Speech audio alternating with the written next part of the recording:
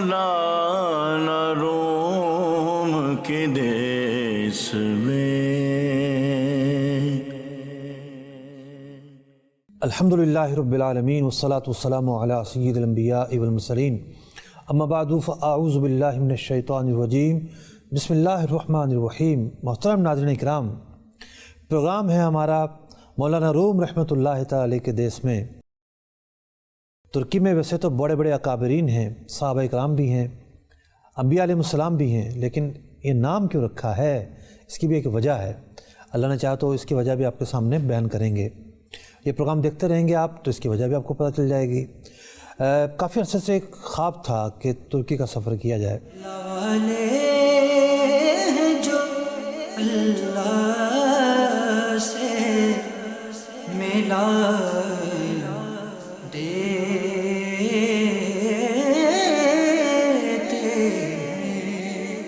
اور وہاں جو اولیاء کرام ہیں، صحابہ کرام ہیں، انبیاء کرام ہیں، ان کے مزارات پر حاضر دی جائے، وہاں کی تاریخ کا اور اپنی آنکھوں سے مطالعہ کیا جائے، اور وہاں جا کر مقامی علماء سے ملا جائے، وہاں کی ثقافت، وہاں کے لوگوں کا رہن سہن دیکھا جائے، وہاں جو عظیم الشان مساجد قائم ہیں ان مساجد کو دیکھ کر ایمان تازہ ہو جاتا ہے، اور مساجد کی زیارت کی جائے۔ مولانا روم کے دیس میں اے رضا ہر کام کا ایک وقت ہے۔ جی ہاں، تو وہ وقت آیا کہ ہم نے بھی ویزا لگوایا۔ ویزا لگوانے کی جو بھی پروسیس تھے وہ پورے کیے، اور اکتوبر میں ویزا لگ چکا تھا۔ موسم بھی بڑا اچھا تھا جانے کے لیے، لیکن ایک لالچ دل میں بیٹھی ہوئی تھی کہ کرونا کی وجہ سے عمرہ ویزا بند ہیں، تو تھوڑا سا انتظار کر لیا جائے کہ عمرے کا ویزا کھل جائے، تو ذہ نصیب حرمین طیبین کی بھی حاضری ہو جائے۔ یوں ایک مہینہ گزرا، دوسرا مہینہ گزرا، تیسرا مہینہ گزرا، لیکن ویزا تھا کہ کھلنے کا نام نہیں لے رہا تھا۔ 6 مہینے کا وقت ہوتا ہے، ترکی ویزا اگر لگ جائے تو وہ ویلڈ رہتا ہے۔ ابھی ہمارے پاس اپریل تک کا وقت تھا، لیکن ہم سردی گزر جانے کا انتظار نہیں کر سکتے تھے۔ کیوں؟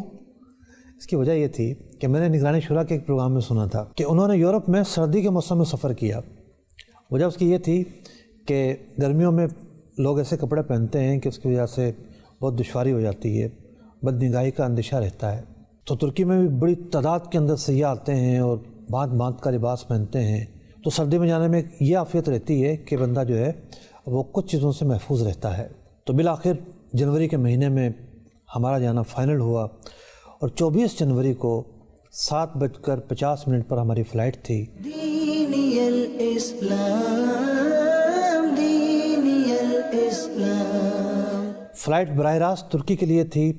کراچی سے استنبول کا جو سفر ہے اس میں 2 گھنٹے کا ٹائم کا بھی ڈفرینس آ جاتا ہے، یعنی استنبول کا جو ٹائم ہے وہی ہے جو مدینہ منورہ کا ٹائم ہے۔ جیسے پاکستان میں اگر 8 بجے ہیں تو وہاں 6 بجے ہوں گے، یعنی 2 گھنٹے بریک ہوگا۔ مقررہ وقت پر ہم ایئرپورٹ پہنچ جاتے ہیں، ہمارے ساتھی جو تھے قافلے کے شرکاء وہی پہنچ جاتے ہیں۔ ویسے تو ہمارے قافلے کے جو شرکاء تھے وہ 11 افراد تھے۔ 11 افراد پر مشتمل ایک قافلہ تھا، لیکن 3 افراد ویزا لگنے کے باوجود جو ہے نہ جا سکے۔ ایک کی کاروباری اہم مصروفیات آڑے آئی۔ ہمارے ایک جو ساتھی تھے ان کا کورونا ٹیسٹ پازیٹیو آ گیا، اور ہمارا ایک جو ساتھی تھے ان کی بچی کی شادی 10 فروری کو تھی۔ اصل میں ایسا تھا کہ جب یہ ترکی کے قافلے کا اعلان ہوا کہ بھئی یہ قافلہ جا رہا ہے، اور اس میں ماشاءاللہ مفتیان کرام بھی تشریف لے آ رہے تھے، اور اس کی سب سے بڑی اٹریکشن یہ تھی کہ اس میں ہم صحابہ کرام کے مزارات پر جائیں گے، اولیاء کرام کے مزارات پر جائیں گے۔ جیسے کہ ترکی ماشاءاللہ بہت مقدس ملک ہے جہاں بے شمار صحابہ کرام اور اولیاء کرام کے مزارات ہیں، تو ایک خوشی تھی۔ ویزا بھی لے لیا تھا، ٹکٹ بھی لے لیا تھا، ویکسینیشن بھی کرا لی تھی، مگر اچانک جو ہے وہ کچھ ایسی مصروفیات آئیں۔ آفس کی طرف سے مجھے کال آئی کہ وہ کچھ ایسی مصروفیات ہیں کہ آپ کے لیے جانا، ابھی سفر کرنا ممکن نہیں رہے گا۔ تو اب یہ میرے لیے بڑا تکلیف دہ تھا کہ یہ میں گروپ میں دوستوں کو کیسے بتاتا۔ تو پھر بہرحال میں نے ہمت کر کے ایک دوست کو کہا کہ یار وہ مجھے کچھ کاروباری مصروفیات کی وجہ سے رکنا پڑ رہا ہے تو میں نہیں جا پاؤں گا۔ تو مگر اس پر دوستوں نے بھی حوصلہ افزائی کی، بلکہ مفتیان کرام کا بھی فون آئے، انہوں نے بھی ہمت بندھائی۔ مگر یہ کہ میں ویسے تو نہیں جا سکا، جانے سے رہ گیا کہ جیسے جیسے جب یہ لوگ آن لائن آتے تھے تو فیس بک وغیرہ پر تو میں فوراً جو ہے وہ لائیو ہو جاتا تھا ان کے ساتھ۔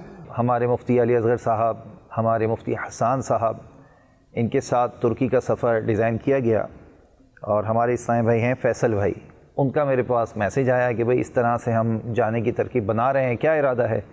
اور انہوں نے جو تاریخ بتائی تھی، میرے سمجھنے یا ان کے کہنے میں کوئی شاید مسٹیک ہوئی، تو میں ان تاریخوں کو سمجھا اور ان تاریخوں میں نے اوکے بھی کر دیا، ویزا بھی لگ گیا، ٹکٹ بھی بن گئی، لیکن چونکہ قدرت کو کچھ اور منظور تھا، میری بچی کی شادی تھی، تو اس سبب سے وہ تاریخیں ایسی ہو گئیں کہ میں ان کے ساتھ سفر نہ کر سکا۔ باقی 8 افراد رہ گئے مجھ سمیت۔ ہم لوگ مقررہ وقت پر ایئرپورٹ پہنچے، فجر کی نماز وہیں ادا کی اور اس کے بعد جہاز کی طرف بڑھے۔ جہاز کے چلنے کا جو ٹائم تھا، اس ٹائم پر چلنے کے لیے جہاز نے اپنے دروازے بند کیے اور ریگنا شروع کر دیا۔ ابھی جہاز نے چلنا ہی شروع کیا تھا کہ اچانک ایک چھوٹا سا حادثہ ہوا۔ حادثہ کیا ہوا؟ پیچھے بیٹھے ایک مسافر نے جو ہے وہ چیخنا شروع کر دیا اور اس پر کپاہٹ طاری تھی، منہ سے جھاگ نکل رہے تھے، مسلسل آوازیں بلند ہو رہی تھیں۔ لوگوں نے ایمرجنسی پکارا اور جہاز کا عملہ بھی آیا، لیکن عملے نے تو مسافر کو ہاتھ نہیں لگایا۔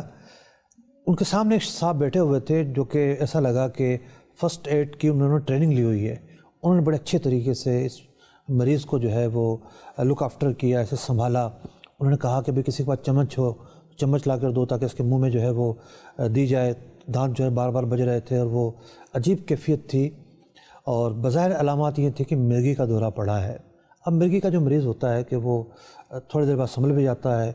چنانچہ جہاز چلنا رکا، زمینی عملہ جہاز میں داخل ہوا، ڈاکٹر آئے، مطلب جہاز جو ہے تقریباً 2 گھنٹے رکا رہا، اور اس دوران جو ہے وہ بندہ بھی ریلیکس ہو گیا، ٹھیک ٹھاک ہو گیا۔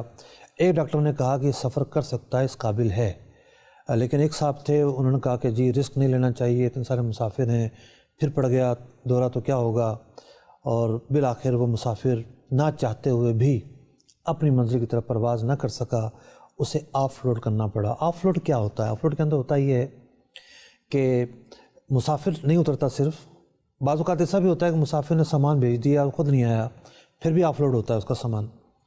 اب سامان کہاں جا کے رکھا ہوا کونے کھانچے میں، سب لوگوں کا سامان اترتا ہے، اس کا سامان کہاں رکھا ہوا تھا، پھر وہ تلاش کر کے نکالا جاتا ہے، پھر باقی لوگوں کا سامان ڈالا جاتا ہے۔ یوں 2 گھنٹے جو ہے ہم مزید لیٹ ہو چکے تھے، اور جہاز اپنے مقررہ وقت پر اڑنے کے بجائے 2 گھنٹے لیٹ اڑا، اور جہاز نے پرواز بھری۔ ہم لوگ پاکستان میں کراچی سے نکلے، کراچی سے ہوتے ہوئے بلوچستان کے ساحلوں پر سفر کرتے ہوئے گوادر پہنچے، اور گوادر کے راستے سے جو ہے وہ ایران میں داخل ہوئے۔ ایران کے اندر کرمان، اس کے بعد تہران، اس کے بعد تبریز آیا۔ تبریز کے مقابل میں جو ہے وہ موصل تھا۔ یوں ہوتے ہوئے ہم ترکی کی حدود میں داخل ہوئے۔ ترکی بھی تقریباً پاکستان جتنا بڑا ملک ہے۔ ترکی میں داخل ہوئے تو یہاں کے میپ کے اندر مختلف شہر ہمیں نظر آتے رہے۔ دیار بکر نظر آیا، کیسری نظر آیا، انقرہ کے قریب سے ہوتے ہوئے یوں ہمارا طیارہ جو ہے وہ استنبول کے ایئرپورٹ پر لینڈ کر جاتا ہے۔ استنبول کوئی عام شہر نہیں ہے۔ مولانا روم کے دیس میں یہ وہ شہر ہے کہ جو سلطنت عثمانیہ کا کیپٹل رہا۔ ویسے تو سلطنت عثمانیہ کے کیپٹل کئی شہر رہے۔ سب سے پہلا شہر برسا تھا، پھر ایک اور شہر رہا، پھر استنبول رہا۔ سلطنت عثمانیہ 5 صدیوں کی کہانی ہے۔ 5 صدیوں تک مسلمانوں نے دنیا کے ایک بہت بڑے حصے پر راج کیا۔ جی ہاں، 40 سے 45 ممالک پر مشتمل یہ سلطنت تھی۔ یعنی آج ہم دیکھتے ہیں تو وہ ایریا 40-45 ممالک میں تقسیم ہو چکا ہے۔ کیا حجاز مقدس، عرب، آپ کا بغداد، شام، کویت، سوڈان، پھر بعض یورپی ممالک، اس کے بعد آپ مغرب میں چلے جائیں تو مراکش، تیونس، یہ ممالک، پھیلی ہوئی سلطنت۔ اب اس سلطنت نے جہاں ایک حکومت کی ایک انتظامی معاملات چلائے، وہیں پر اس سلطنت کو ایک خصوصیت یہ حاصل رہی کہ حجاز مقدس کی خدمت اس کے پاس رہی۔ مصر کا جو ایریا تھا وہ اس کی سلطنت میں رہا۔ تو حجاز مقدس، مصر اور خود موجودہ ترکی جس میں استنبول آ گیا، جس میں کونیا آ گیا، یہ وہ ایریاز تھے جو اس وقت دنیا میں علم کے بڑے بڑے مراکز میں سے ایک تھے۔ یہ سمجھیے کہ ان کے مقابلے میں اگر کوئی علم کا مرکز تھا تو وہ چھوٹا تھا۔ جب بغداد اس میں آ گیا، جب مکہ مکرمہ اس میں آ گیا، مدینہ منورہ اس میں آ گیا، جب ازہر اس میں آ گیا، جب استنبول، کونیا اس میں آ گیا، تو کچھ رشین کنٹریز باقی بچ جاتی تھیں کہ جہاں پر علم پھل پھول رہا تھا، وہ سلطنت عثمانیہ میں نہیں تھا۔ اسی طریقے سے ہندوستان جو ہے، موجودہ پاکستان، انڈیا، یہاں علم جو ہے وہ نشو نما پا رہا تھا، وہ سلطنت عثمانیہ میں نہیں تھا۔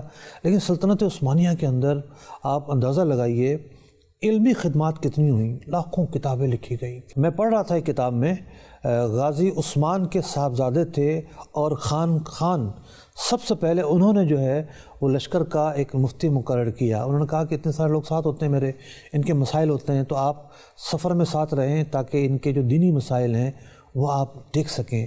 تو ایک علماء دوست سلطنت، ایک علم دوست سلطنت، جس نے روحانی مراکز قائم کیے، جس نے مدارس قائم کی، جس نے بڑی بڑی مساجد قائم کی، جس نے علم کے لیے ہمیشہ آسانیاں پیدا کیں۔ جب سے علمی دنیا میں آئے سلطنت عثمانیہ یا ترکی جو علماء ہیں ان کی کتابیں پڑھنا شروع کیں، تو یوں ایک لگاؤ تو بندے کو ہو ہی جاتا ہے کہ یہ علم کا مرکز، یہ فن کا مرکز، یہ اسلام کا ایک تاج رہنے والا ملک اور شہر، یہ کیسا ہوگا۔ یہاں جو بزرگان دین تشریف فرما ہیں، کیوں نہ ان کے قدموں میں حاضری دی جائے اور کیوں نہ ان سے فیض طلب کیا جائے۔ تو یہ وہ مقاصد تھے کہ جو سامنے رکھ کر ترکی کا سفر ہوا۔ دینی الاسلام، دینی الاسلام۔ ترکی اگرچہ کہ محدود ہو چکا ہے، سلطنت عثمانیہ بہت سارے ممالک میں تقسیم ہو چکی ہیں، لیکن جو ترکی کی آج کی بھی سرحدیں ہیں، یہاں بھی بڑے بڑے علماء جو ہیں وہ مدفون ہیں۔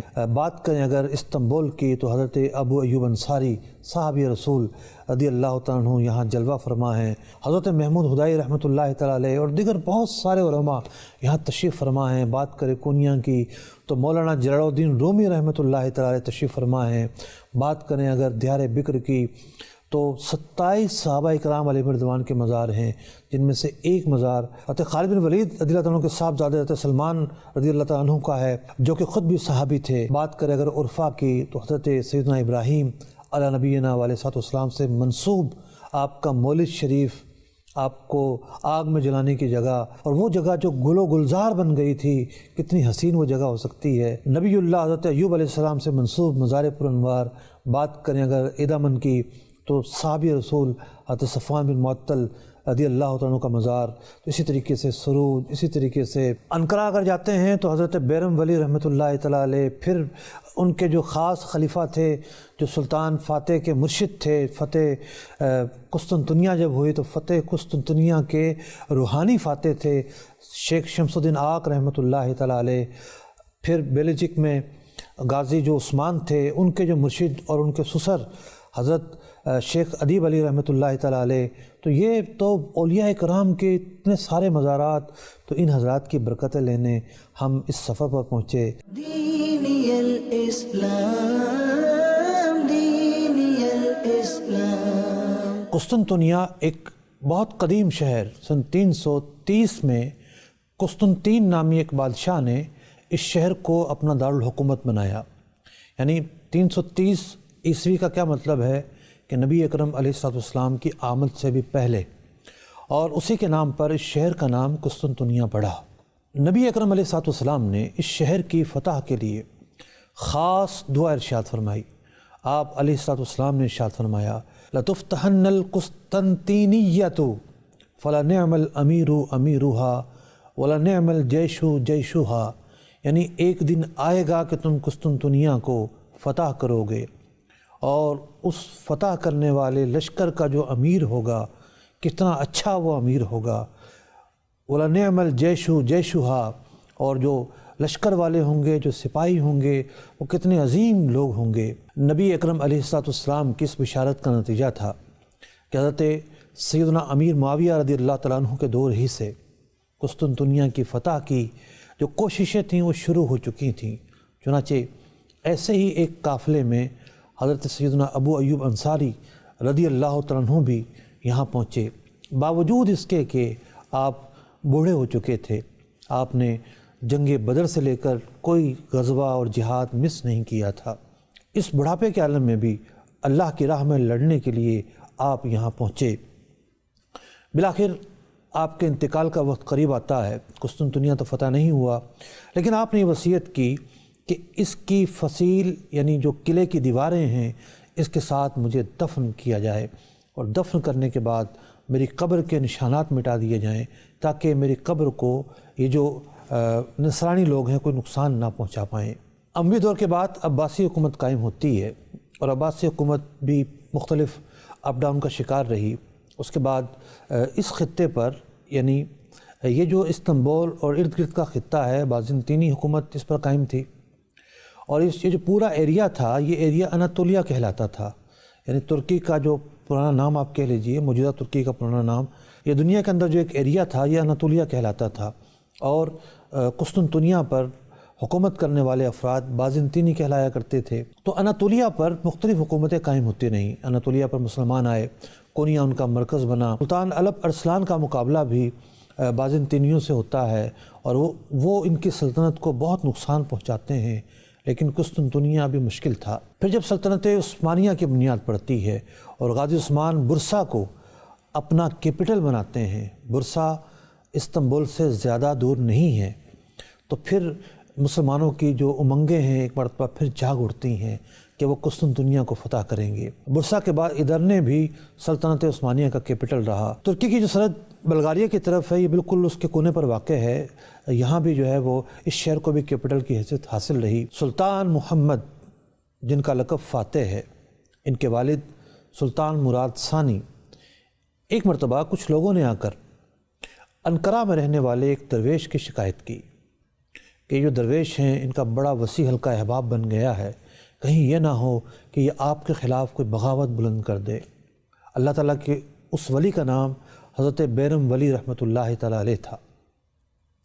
وہ بادشاہ کے پاس آئے، بادشاہ نے گفتگو کی، گفتگو میں اندازہ لگایا کہ نہیں یہ تو اس نیچر کے نہیں ہیں، تو اللہ تعالیٰ کے نیک بندے ہیں۔ تو سلطان مراد ثانی کہنے لگا کہ قسطنطنیہ کب فتح ہوگا، مجھے یہ ارشاد فرمائیں۔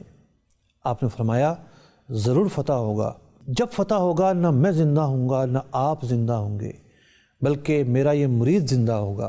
آپ نے اپنے مرید حضرت شمس الدین آق رحمۃ اللہ تعالیٰ علیہ کی طرف اشارہ کیا اور فرمایا یہ موجود ہوں گے اور تمہارا لڑکا اسے فتح کرے گا۔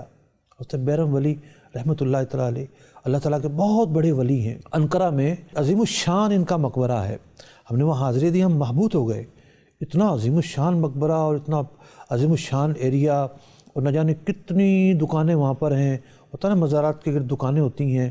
اور مجھے تو عبداللہ شاہ غازی یاد آئے کہ جناب وہ پہاڑی پر بالکل مزار شریف ہے ان کا، تو بہت بڑے ولی اللہ تھے۔ جو قطب استنبول ہیں حضرت شیخ محمود ہدائی رحمۃ اللہ تعالیٰ علیہ، یہ انہی کے خلفاء میں سے آگے بڑھتے رہے، تو انہی کے خلفاء میں سے آپ کی خلافت ہے۔ حضرت شمس الدین آق رحمۃ اللہ تعالیٰ علیہ کو ایک روحانی اشارہ مل چکا تھا، ان کے مرشد نے بتا دیا تھا کہ تم اپنی آنکھوں سے قسطنطنیہ کو فتح ہوتے ہوئے دیکھو گے۔ سلطان مراد ثانی نے بھی حضرت شمس الدین آق رحمۃ اللہ تعالیٰ علیہ کو ہاتھوں ہاتھ لیا اور اپنے بیٹے سلطان محمد کی تربیت پر لگا دیا۔ سلطان محمد کے پہلے استاد جنہوں نے ان کو قرآن پڑھایا وہ حضرت علامہ اسماعیل قرآنی رحمۃ اللہ تعالیٰ علیہ ہیں۔ اس کے بعد حضرت شیخ شمس الدین آق رحمۃ اللہ تعالیٰ علیہ کی تربیت میں آ گئے، اور بچپن ہی سے انہوں نے سلطان فاتح کے دل کے اندر اللہ کے راہ میں لڑنے کا جذبہ پیدا کیا، اور قسطنطنیہ کی جو فضیلت تھی، یعنی اسے فتح کرنے کی جو فضیلت تھی وہ ان کے دل میں ڈال دی، اور ان کی بڑے آسن انداز میں تربیت کی۔ 833 ہجری بمطابق 1439 کو سلطان محمد فاتح پیدا ہوتے ہیں، اور صرف 53 سال دنیا میں رہنے کے بعد 886 سن ہجری اور 1481 عیسوی کو ان کا انتقال ہوتا ہے۔ انہوں نے 30 سال تک حکومت کی، اور پھر ایک دن وہ آتا ہے کہ قسطنطنیہ کے لیے تیاریاں تو بہت عرصے سے جاری تھیں، 2.5 لاکھ کا لشکر انہوں نے تیار کیا تھا، ایک پورا بحری بیڑا انہوں نے تیار کیا تھا، کیونکہ جو موجودہ استنبول جس کا پورا نام قسطنطنیہ ہے 3 طرف سے پانیوں میں گھرا ہوا ہے۔ بحیرہ فاسفورس جو ہے وہ قلعے کے ساتھ ساتھ گزرتا ہے۔ بازنطینیوں نے بہت بڑا قلعہ تعمیر کیا ہوا تھا، آج بھی جب اس قلعے میں ہم جاتے ہیں تو قلعہ ختم ہونے کا نام نہیں لیتا۔ 22 کلومیٹر کا ایریا ہے، پورا کا پورا شہر قلعے کے اندر تھا، چاروں طرف مضبوط اور بڑی اونچی اونچی دیواریں ہوا کرتی تھیں، ایک خشکی کا راستہ تھا، چاروں طرف سے سمندر اور پھر پہاڑی ایریا اور سمندر سے بہت زیادہ اونچا ایریا۔ یہ وہ ایک جغرافیائی صورتحال تھی کہ جس کی وجہ سے قسطنطنیہ کو فتح کرنا بہت مشکل تھا۔ سلطان محمد نے بحری بیڑا تیار کیا، سپاہی تیار کیے، بڑی بڑی توپیں تیار کروائیں۔ ایک توپ کا وزن تو صرف 100 ٹن تھا، اور جب مشینری کا دور نہیں تھا، یہ ساری چیزیں تیار کروا کے لشکر کشی کی، یہاں لا کر پڑاؤ کر دیا، اور مسلسل توپوں کے وار ہوتے رہے قلعے پر۔ دیواروں کا اگر نقصان پہنچتا تو وہ لوگ دوبارہ سے اس کی تعمیر کر لیتے۔ ایک ایسا راستہ بھی تھا کہ جہاں سے نئی کمک پہنچ رہی تھی، چنانچہ یورپ کی طرف سے بحری جہازوں کے ذریعے امدادی سامان اور کمک انہیں پہنچتی رہیں۔ اس کمک کے پہنچنے کے نتیجے میں کامیابی کے آثار نہیں مل رہے تھے، لیکن مسلمان اس راستے کو بند نہیں کر پا رہے تھے، کیونکہ یہاں بند کرنے جاتے تو مشکلات کھڑی ہو جاتی۔ سلطان محمد فاتح نے ایک ایسا کارنامہ انجام دیا جو دنیا میں آج تک کسی نے انجام نہ دیا ہوگا۔ انہوں نے اس جگہ پر جہاز اتارنے کے لیے کہ جس سے بحری راستہ بند ہو جائے اور نئی کمک نہ پہنچ پائے، زمین پر بحری جہاز چلائے۔ تقریباً 3 میل تک بحری جہازوں کو زمین پر چلایا گیا، اور زمین پر چلا کر سمندر میں ڈالا گیا، اور پھر ان کے سپاہیوں نے سمندر کا وہ حصہ اپنے قبضے میں لے لیا۔ زمین پر کس طرح چلایا گیا؟ پہلے تو جہاز بنائے گئے۔ اب بتائیے جہاز کیسے بنے ہوں گے، مطلب کتنی محنت سے کام کیا ہوگا لوگوں نے۔ پھر ان جہازوں کا جو نیچے کا حصہ تھا، تیل سے اور چربی سے ان کو خوب ملا گیا، اور جتنا پورا راستہ تھا پہاڑی راستہ سے ہموار کیا گیا، اس راستے پر بھی چربی ملی گئی، اور جہازوں کو وہاں سے کھینچ کے وہ ایک ایسا خطہ تھا کہ جہاں سے کسی بھی قسم کے حملے کی ان لوگوں کو توقع نہیں تھی۔ چنانچہ جب وہاں سے جہاز سمندر میں اترے اور وہ سمندری حصہ مسلمانوں کے قبضے میں آ گیا، تو ایک فتح کا وہ پہلا قدم تھا، اور اس سے بازنطینیوں کے حوصلے جو ہیں وہ پست ہوئے۔ کئی مہینوں کی تیاری اور محاصرات جاری تھا، سپاہیوں کے حوصلے بھی پست ہو رہے تھے، اور صورتحال بڑی گمبھیر ہو رہی تھی۔ لیکن جہاں اس فتح کے سپہ سالار سلطان محمد فاتح تھے، تو وہیں اس فتح کے ایک روحانی سپہ سالار بھی تھے، جن کا نام شیخ شمس الدین آق رحمۃ اللہ تعالیٰ علیہ تھا۔ بادشاہ نے ان سے پوچھا کہ فتح کب ہوگی؟ انہوں نے پوری تاریخ اور وقت بیان کیا۔ چنانچہ شیخ شمس الدین آق رحمۃ اللہ تعالیٰ علیہ نے بتا رکھا تھا کہ 4 بجے 20 جمادی الاولیٰ سن 857 سنہ ہجری اور 29 مئی 1435 عیسوی کو فتح نصیب ہوگی۔ سلطان کا بھی عزم تھا کہ اللہ تعالیٰ کے ایک ولی نے ٹائم بتا دیا ہے، تاریخ بتا دی ہے، یہ شہر فتح ہو کر رہے گا۔ کئی مرتبہ ایسا ہوا کہ سلطان بار بار کی کوششوں سے کچھ ارادے جو ہے متزلزل ہوئے۔ کچھ مشیروں نے بھی کہا کہ ہم یہاں کب تک لڑتے کھپتے رہیں گے، ہزاروں لوگ جو ہیں وہ اپنی جانوں کی قربانیاں دے چکے ہیں، کیا ہوگا؟ ایک دن سلطان شیخ شمس الدین آق رحمۃ اللہ تعالی کے خیمے میں جاتے ہیں، اور شیخ دوبارہ سے کہتے ہیں کہ فتح ضرور ہوگی، تھوڑا سا حوصلہ بڑھاتے ہیں، یہ واپس آ جاتے ہیں۔ پھر مارکا گرم ہوتا ہے۔ پھر دوبارہ ایک دن سلطان محمد فاتح شیخ شمس الدین آق رحمۃ اللہ تعالی کے خیمے کی طرف آتے ہیں۔ جو آپ کے خیمے کا دربان تھا، انہوں نے بادشاہ کو کہا کہ شیخ نے اندر آنے سے منع کر رکھا ہے۔ کہا مجھے بھی؟ کہا ہاں، انہوں نے کہہ رکھا ہے کہ کوئی بھی اندر نہیں آئے گا۔